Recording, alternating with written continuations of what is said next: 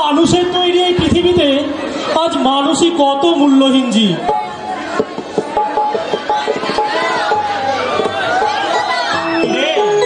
শিবের মাথায় জল ঢেলেছিস তো?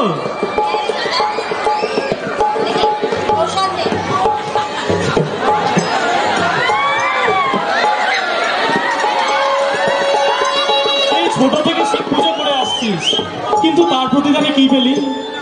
আমি এত চেষ্টা করলাম, কিন্তু তোর জন্য একটা পাত্র জোগাড় করতে পারলাম না রে।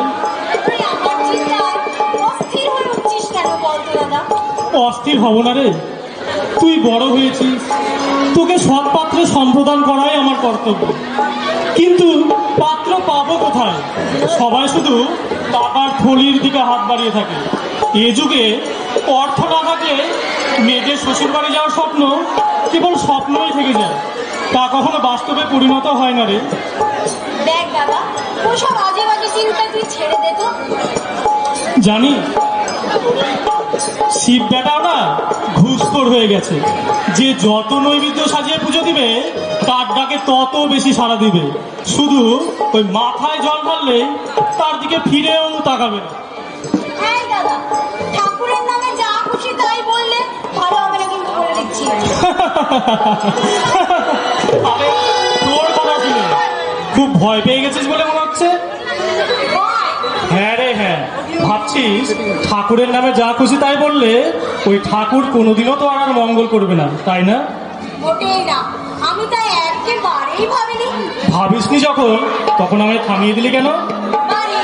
তাই বলে তুই ঠাকুরের নামে যা খুশি তাই বলবি আর আমি শুনবো? না রে না, ঠাকুরকে অবজ্ঞা করিস না। ঠাকুরের চরণ আশ্রয় করে পড়ে থাকলে ঠাকুর তার মঙ্গল করবে। বাবা, তুই তো দেখছি একেবারে পাকা গিন্নির মতো কথা বলছিস। তা কে বলবে যে আমি তোর দাদা আর তুই আমার সেই ছোট্ট বোন? তুই তো আমার চেয়ে মাত্র 2 বছরের বড় রে দাদা। না, দেখছি এখন তোর ছোট ভাই হয়েই থাকতে হবে, কারণ আমার চেয়ে তোর জ্ঞান বুদ্ধি অনেক বেশি। তুই এক সময় এমন কথা বলিস না দাদা। যাও কি বড় বাস্তবকেও হার মানায়, তাই না রে? তা যা, তুই ঠাকুরের চরণ আশ্রয় করেই পড়ে থাক, দেখি ভগবান কবে তোর মঙ্গল করে। তুই আবার শুরু করলি দাদা। আরে আমি তো তোর কথা ধরেই বলছি রে। তা হ্যাঁ রে, সেই তোর বুড়ো শিব তোর কানে কানে কিছু বললে নাকি? কি বলবে? না মানে আমার সেই হুবু ভগ্নিপতিটি কবে আসছে এই আর কি। আচ্ছা দাদা, আজকের দিনেও তোর আমার পেছনে না লাগলে পেটের ভাত হজম হচ্ছে না, তাই না? কি বললি? পেটের ভাত হজম? আরে তুই তো আজকে আমাকে পেটেই দিসনি রে। তোর সঙ্গে আমাকেও যে উপোস করে রেখেছিস, ভাবছিস যে 2 ভাই বোনে একসাথে উপোস করে থাকলে তোর ওই শিব বেটাকে ধরা দিতেই হবে, তাই না?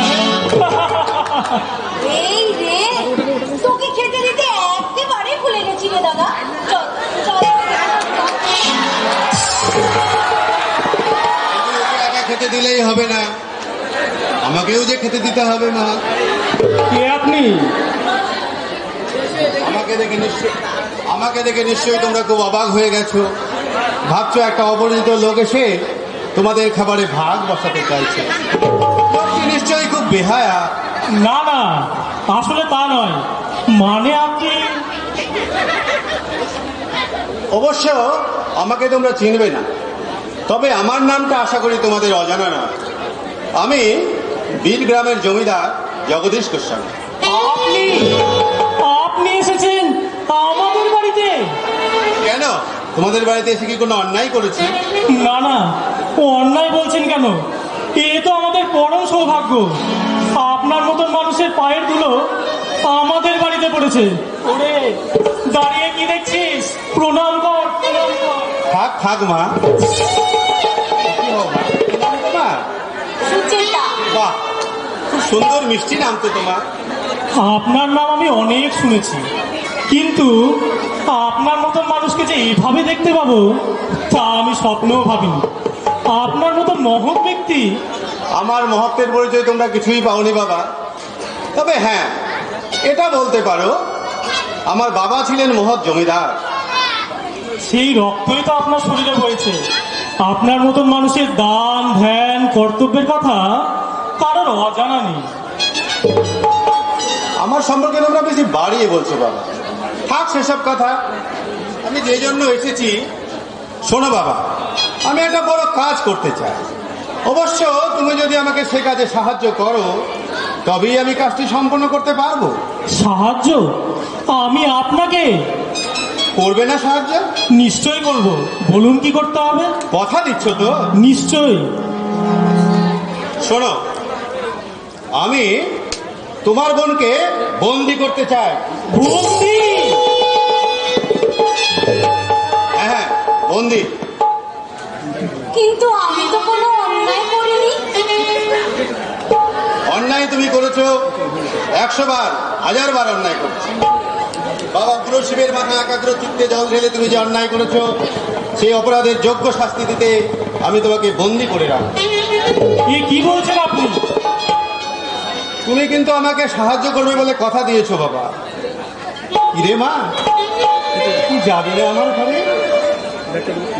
আপনি? তোমার বোনকে আমি আমার পুত্রবধূ করে ঘরে নিয়ে যেতে চাই। আমার বোন আপনার বাড়ির পুত্রবধূ হবে? এ আমি শুনতে কোনো ভুল করছি না তো? আমি কোনো স্বপ্ন দেখছি না তো? এও কি সম্ভব?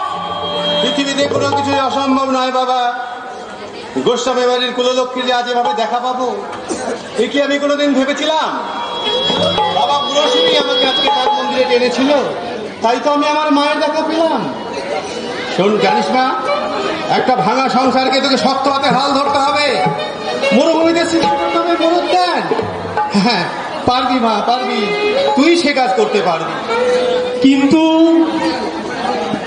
না না, কোনো কিন্তু নয় বাবা। আমার এই মাকে আমি বরণ করে ঘরে তুলবই। না মানে, আমি বলছিলাম আমার বোন আপনার বাড়ির বউ হয়ে যাবে, কিন্তু আমার বোনের বিয়েতে আমি যে কোনো যৌতুকই দিতে পারবো না। আমার যে কিছুই নেই। যৌতুক মানে পণ? মানে তো আমার ছেলের বিয়েতে তোমার কাছে মোটা অঙ্কের টাকা দাবি করবো? এ তুমি ভাবলে কি করে? না মানে, এটা একটা প্রথা কিনা তাই। তাই আমিও তোমার কাছে টাকা দাবি করব? মেয়েরা কি এতই ফেলনা যে টাকা পেলে যে তাদের শ্বশুর বাড়ি যেতে হবে? নারী ছাড়া পুরুষের জীবন কখনোই সুন্দরভাবে করে উঠতে পারে না। অথচ নারী আজ পুরুষের হাতে চরম লাঞ্ছিত, অপমানিত, নির্যাতিত। সমাজ সংসার নারীকে করেছে অবজ্ঞা। না না, এইভাবে চলতে পারে না। সমাজ সংসারকে ফুলের খাঁচারত একদিন দিতেই হবে, আর সেই দিন দূরে নয়। সত্যি, সবাই যদি আপনার মতো মেয়েদের কথা ভাবতো।